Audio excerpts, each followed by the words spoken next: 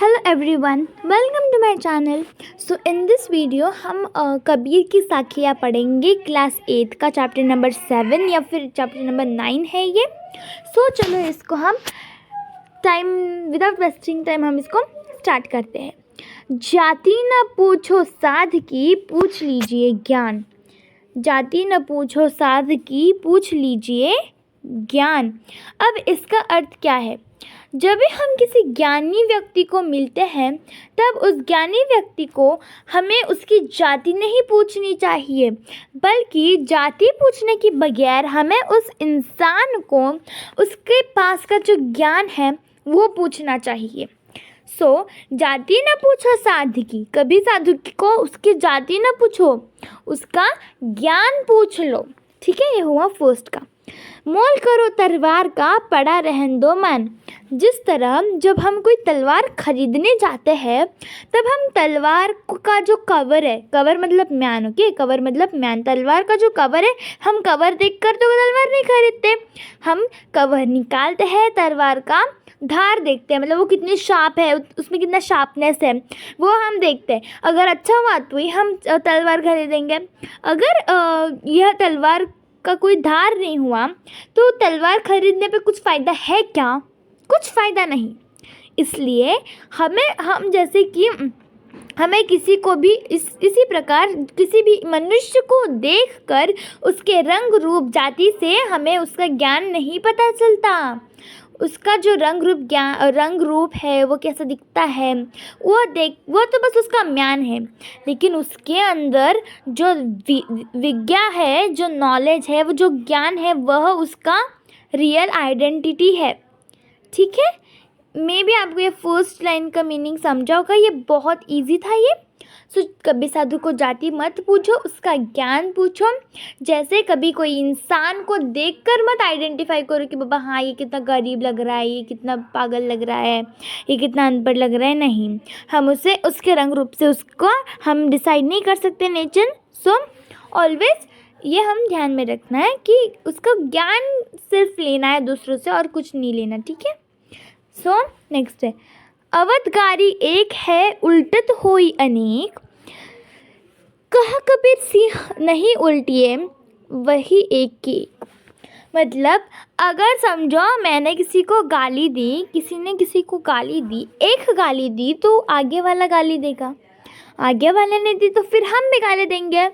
वैसे एक गाली के 1000 गालियाँ उलट हमें आते हैं, हमें ही उसका कॉन्सिक्वेंसेस हमें ही आते हैं. ठीक है. और ये दिया है, अवधगारी एक है, उल्टत रही अनेक. एक गाली हम देते, उल्टा हमें 4-5 गालियाँ वो आगे वाला और सुना देता है या फिर हम उसे सुना देते हैं. और कहा कबीर नहीं उल्टिए, वही एक ही. तो कबीर कहते हैं कि हमें कुछ भी किसी को उल्टा नहीं बोलना है. अगर किसी ने गाली दी तो ठीक है, हम वो गाली सुनेंगे, लेकिन उल्टा में हम कुछ भी किसी को भी बुरा नहीं बोलेंगे. अगर किसी को बुरा किया अगर हमने, तो वो हमें ही मिल जाता है. ठीक है. गाली अगर किसी ने हमें दी तो हमें उस गाली को उल्टा और गाली नहीं देना है. ठीक है, उल्टा नहीं गाली देना है, उसको हमें इग्नोर करना है. ओके. माला तो ये भी हो गया, ये भी हो गया, दोनों भी हो गया. माला तो कर में फिरे, जीभ फिरे मुख माहीन. मनुआ तो दहु दिसी फिरे, यह तो सुमिरन नाही. अब इसका बड़ा सिंपल अर्थ है. इसका ये अध्याय कबीर ने, हम अगर माला जपते हैं तो हम क्या करते हैं, हाथ में माला लेते हैं और मुंह में हम हाथ में माले के जो बीज है वो पीछे पीछे चले जाते हैं और मुंह में हम भगवान का नाम ले जाते हैं. मुंह और हाथ का तो काम चल रहा है, किंतु हमारा जो मन है वो चारों दिशाओं में फिरता रहता है. हमारा मन कहीं भी फिरता रहता है. हमारा मन तो हम अगर जीभ भी हमारी चालू है किंतु हमारा मन ध्यान पर नहीं है तो माला जपने का कोई अर्थ नहीं है. इसलिए अगर कोई हमें काम करना है तो उस काम में एकदम फोकस्ड रहना है. ठीक है, यही कबीर हमें बताना चाहते हैं। कबीर घास न निंदिए जो पाऊ तिल होए, उड़ी पड़े जब आँख में खरी दुहेली होए। इसका अर्थ है, अगर हमें किसी भी छोटी से छोटी वस्तु की भी निंदा नहीं करनी चाहिए। क्यों? वह छोटी से छोटी थिंग भी हमारे लिए काफ़ी भयंकर या फिर खतरनाक या फिर मूल्यवान हो सकती है। जैसे कि घास ही देख लो, हम घास के ऊपर चलते हैं, हम उसको तुच्छ मानते हैं, ठीक है, तुच्छ मानते हैं घास को, लेकिन नहीं, हमें घास को तुच्छ मानने का कोई अधिकार नहीं है, ठीक है। जैसे अगर छोटा सा भी तिनका हमारे आँख में चला गया तो क्या हो सकता है, वो छोटा सा तिनका हमें कितना परेशान कर सकता है ना।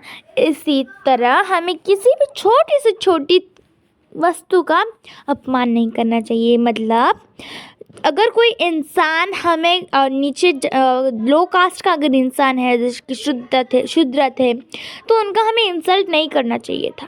क्यों? क्योंकि हमें कोई अधिकार नहीं है किसी को तुच्छ बोलने का। हम तो बस भगवान ने हमें इस धरती पर पुण्य करने के लिए भेजा है, ना कि किसी का बुरा करने को, ठीक है। सो हमें कोई अधिकार नहीं है किसी इंसान को तुच्छ बोलने का, उसकी जाति और उसके अधिकार पर। जग में बैरी कोई नहीं जो मन शीतल होए, या आपा को डारी दे दया कर सब कोई। अब इसका अर्थ है कि अगर इस जग में कोई किसी का नहीं है, कोई किसी का दुश्मन नहीं है, कोई किसी का मित्र नहीं है, अगर हम किसी से अच्छा बोले, अच्छी बातें करें, तो वह इंसान क्या हो जाता है, हमारा मित्र हो जाता है। किंतु अगर हम किसी के साथ झगड़ा करेंगे, उसको बोलेंगे, उसको गालियाँ देंगे, तो ऑफकोर्स वो इंसान हमारा शत्रु बन जाएगा।